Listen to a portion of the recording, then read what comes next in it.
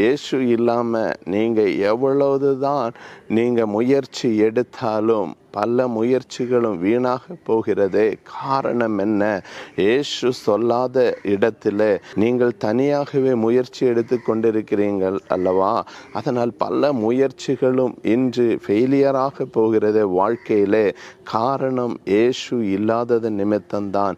இயேசு உங்களோடு இருந்தால், இயேசு சொல்லுகிற வார்த்தைகளை கேட்டு நீங்கள் செய்தால், அப்போதே இந்த காரியங்களிலே ஆசீர்வாதம் வந்து நம்மை சேரும். ஆசீர்வாதம் நமக்கு அதிகமாய் கிடைக்கும்.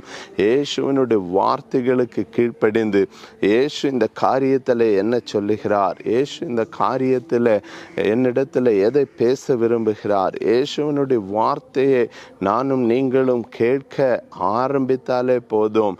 அவர் சொல்லுகிற காரியத்தை மற்றவர்களுக்கு இது ஒரு பிரமிப்பாகத்தான் இருக்கும். மற்றவர்களுக்கு இந்த காரியத்தில் ஒரு வேடிக்கை இருக்கும். ஏனென்றால் சீஷர்களும் ராத்திரி முழுவதும் அதே கடலில் வலைகளை போட்டும் மீன்கள் அகப்படாமல் இருந்ததை போல நாமும் முயற்சி எடுக்கிறதான காரியங்களில் நமக்கும் பல காரியங்களில் ஒன்றும் கிடைக்காத நிலைமை இருக்கலாம். ஆனால் இயேசு ஒரு வார்த்தை சொன்னால், இயேசு ஒரு வார்த்தையை நமக்கு கட்டளையிட்டால் அதை கீழ்ப்படுகிறதான பிள்ளைகளுக்கு ஆசீர்வாதம் வரும்.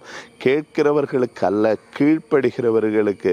இந்த சீஷர்கள் என்ன செய்தாங்க? கீழ்ப்படிந்தாங்க. இயேசு சொன்ன வார்த்தைகளுக்கு அவர்கள் மாறுதரம் ஒன்றும் சொல்லவில்லை. ராத்திரி முழுவதும் நாங்கள் கஷ்டப்பட்டோம், இதே கடலிலே நாங்கள் கஷ்டப்பட்டோம், ஒரு மீன் கூட அகப்படவில்லையே, இப்போதும் நீங்கள் வலதுபுறமாக ஏன் போட சொல்லுகிறீங்க என்று ஒரு கேள்வி கேட்கவில்லை. அவங்க கீழ்ப்படிந்தாங்க. இன்றைய தினத்திலும் இயேசு உங்களோடு சொல்லுகிற ஒரே ஒரு வார்த்தை, கீழ்ப்படியுங்கள். என்னுடைய வார்த்தைகளுக்கு கீழ்ப்படியுங்கள்.